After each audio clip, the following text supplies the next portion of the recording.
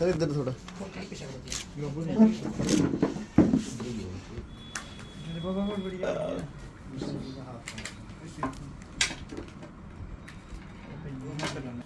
आज हम आपके माध्यम से सरकार के नोटिस में कुछ अहम मुद्दे लाना चाहते हैं जो हमारे बहुत पुरानी परंपरा जो चलती आ रही है, जैसे हिंदू मुस्लिम सिख ईसाई का जो भाईचारा है उस पर कुछ लोग ठेस पहुंचाने की कोशिश कर रहे हैं। और ख़ासकर जम्मू कश्मीर में तो ये एक बहुत पुरानी रवायत है कि भाईचारा हमारा हिंदू मुस्लिम सिख ईसाई जो हैं वो एक भाइयों की तरह रहते हैं, कोई मज़हब कोई जात बरादरी कोई नहीं देखता। लेकिन कश्मीर में चंद लोगों ने जो शरारती अंसर थे उन्होंने कुछ इस तरह का माहौल बनाया कि आपस में हिंदू मुस्लिम का मुद्दा खड़ा कर दिया। लेकिन फिर भी सरकारें जो भी आई उन्होंने कोशिश की कि उस पर काबू पाने के लिए। और उसके बाद जम्मू का तो एक जिसे मंदिरों का शहर कहा जाता है, जम्मू प्रोविंस में तो कभी ऐसी बात सुनने को भी नहीं आती थी। लेकिन अब नवरात्रे हुए तो बिजली का संकट जो है, नवरात्रों में कभी भी बिजली जाती नहीं थी, इस बार बिजली का कट जो था वो नवरात्रों में भी आम लगा। उसका कारण था कि ये जो बिजली कट है, ये जो पत्थर का कोयला है उसकी सप्लाई कम होने की वजह से प्रोडक्शन कम हुई, तो पीछे से जब ऊपर से ये कट आता है तो उसकी वजह से यहाँ से हर जगह कट हो जाता था। लेकिन अब माह रमज़ान जो मुस्लिम भाइयों के लिए, हम तो सब के लिए कहते हैं लेकिन मुस्लिम भाइयों के लिए बहुत ही एक माननीय और मुक़द्दस महीना माना जाता है। तो इसमें ये बेचारे सुबह 4 बजे उठ करके अपना रोज़े की तैयारी करते हैं और शाम को रोज़ा करने के बाद फिर जब ये कुछ खाने के लिए लेते हैं तो उस वक्त ये सारे बैठ करके नमाज करके अल्लाह को याद करते हैं, खुदा को याद करते हैं। और हमारे भाई भी, हिंदू भाई भी वहाँ जा कर के इनके साथ कई बार बैठ कर के इनको दावत देते हैं।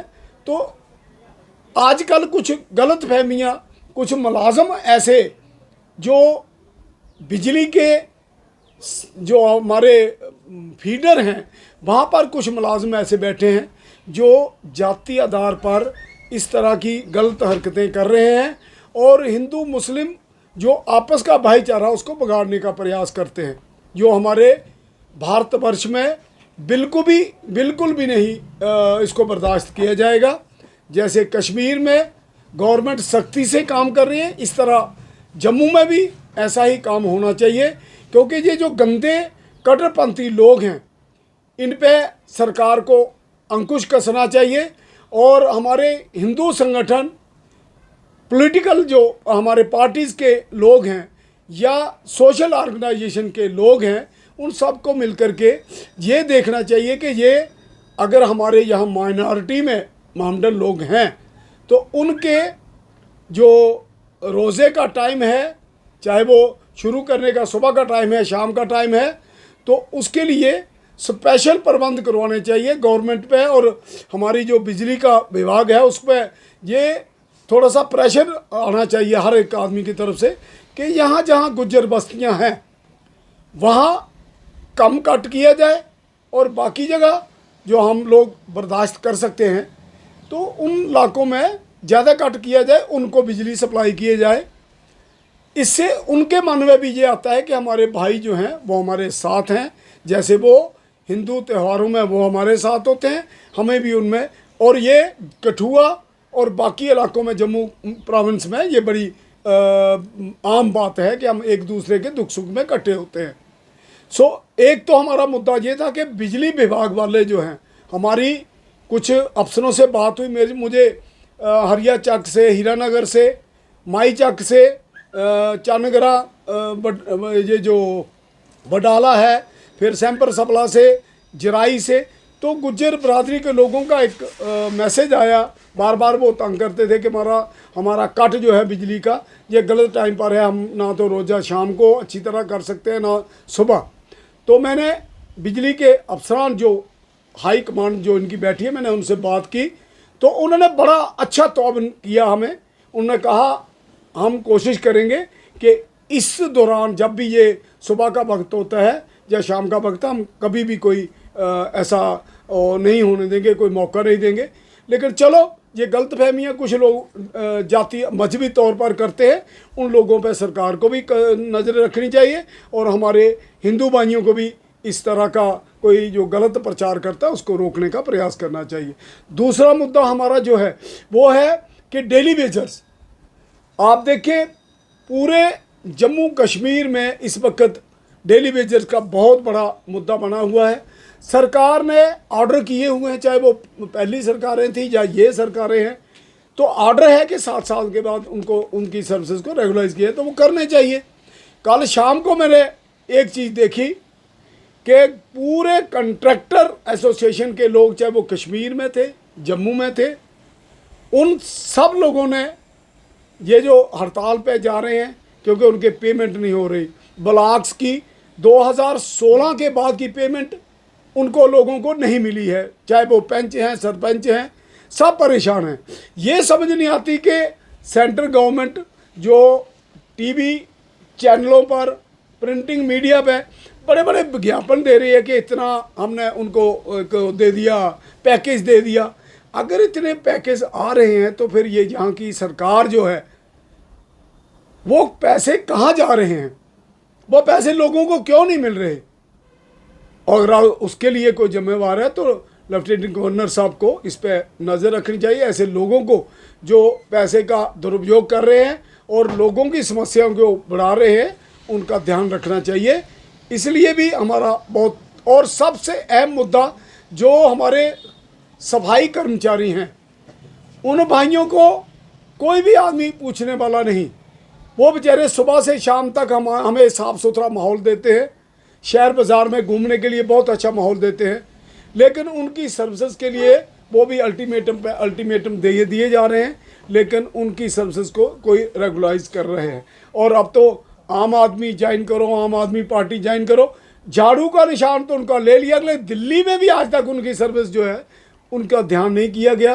तो उनका समझ नहीं आती कि जम्मू कश्मीर में ये जो पार्टियां, छोटे छोटे लोग जो हवा की साथ चलने वाले हैं, जिनका पाँव नहीं, वो भागते हैं, कभी पता नहीं इधर मज़ा आ जाएगा, बिना मेहनत किए निकम्मे बनकर सिर्फ मुंह खोल के कि हमें खाने को मिल जाए। मेहनत करो, किसी भी पार्टी में करो, मेहनत करके अगर आप आगे निकलते हैं तो कोशिश करिए। लेकिन लोगों से मेरी अपील है कि ऐसे निकम्मे लोगों से बच के रहिए। ऐसे लोगों को हवा दोगे तो आपके शहरों की, आपके इलाके की कोई भी तरक्की नहीं हो सकती, क्योंकि ये तो खुदगर्ज लोग हैं जो जहाँ से लगा के मुफ्त में मिल जाएगी वहाँ भागेंगे। फ्री में खाने की इनको आदत है। मेहनत करने वाले लोगों का ध्यान रखें। अगर आप अपने शहर को, अपने इलाके को, इस भाईचारे को निभाते हुए, बीजेपी के बेंगलोर में एक आदमी ने मुस्लिम भाइयों को इफ्तार पार्टी दी, यहाँ भी देंगे, बड़े लोग तैयारी कर रहे हैं। सो हमें इस भाईचारे को बना के रखना है। और जो भी हमारे मुलाजमों की, चाहे वो डेली वेजर्स हैं, सफाई कर्मचारी हैं, कंट्रैक्टर्स हैं, इनके जितने भी मसले हैं उनको सरकार को फौरी तौर पर देखना चाहिए। जय भीम, जय भारत। आम आदमी पार्टी जो जम्मू कश्मीर में पैर फैला रही है, क्या बहुजन समाज पार्टी उसका इसको भारी नुकसान उठाना पड़ेगा?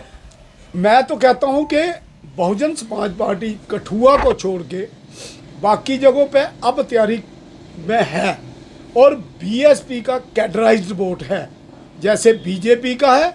बीजेपी से भी बढ़कर बीएसपी का कैडराइज्ड वोट है। बीएसपी का वोट कहीं नहीं जाएगा। आम आदमी क्या, जो जितनी मर्जी पार्टियां जाए, बीएसपी के वोट को कोई हाथ नहीं लगा सकता।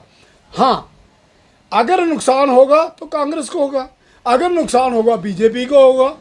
जिन्होंने आगे पीछे से वोट इकट्ठे करके, जो हवाई वोट हैं, जिनका कोई आधार नहीं होता, जो बिल्कुल हवा में घूमने वाले होते हैं, वो इधर भी भाग जाते हैं, उनका कोई पता नहीं होता। आम आदमी क्या पैर फंसारेगी, आप खुद देखें जो उसमें ज्वाइन कर रहे हैं, उन्होंने सारी उम्र हो गया कभी किसी पार्टी में कभी किसी पार्टी में, 100 200 400 वोट से ज़्यादा तो कभी लिए नहीं। आम आदमी पार्टी आने से क्या केजरीवाल वहाँ से गठनियाँ बना के वोट भेजेगा? वोट तो लोगों ने देने हैं ना। जम्मू कश्मीर के लोग बेवकूफ़ नहीं है, वो बुद्धिजीवी हैं जो कश्मीर जैसे मसले को कंट्रोल किए हुए हैं। वो ऐसे आम आदमी पार्टी के जो 2-2 पैसे में बिकने वाले लोग हैं उनको वोट दे देंगे? कभी नहीं देंगे। और बीएसपी का तो खतरा ही कोई नहीं, आप भूल जाइए कि बीएसपी को कोई नुकसान दे पाएगा।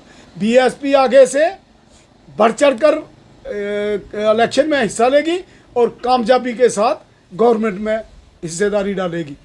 मल्होत्रा साहब, क्या लगता है आपको जो प्रोग्राम चल रहा है, जहाँ तैयारी चल रही है, हम 15 सीटों पे मजबूती के साथ लड़ेंगे और जीतेंगे भी।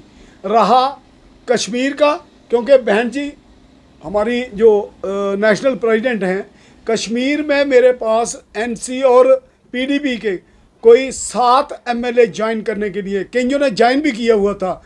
वहाँ के चेयरमैन जो डीडीसी के बीडीसी के, वो बहुत सारे कश्मीरी लोग जो थे वो एनसी पीडीपी कांग्रेस बीजेपी से दुखी होकर के वो कहते थे कि बहन जी का आशीर्वाद मिले तो हम चलते। लेकिन बदकिस्मती हमारी है कि बहन जी की तरफ से हमें कश्मीर में मिलिटेंसी को देख करके हमें इजाज़त नहीं मिली।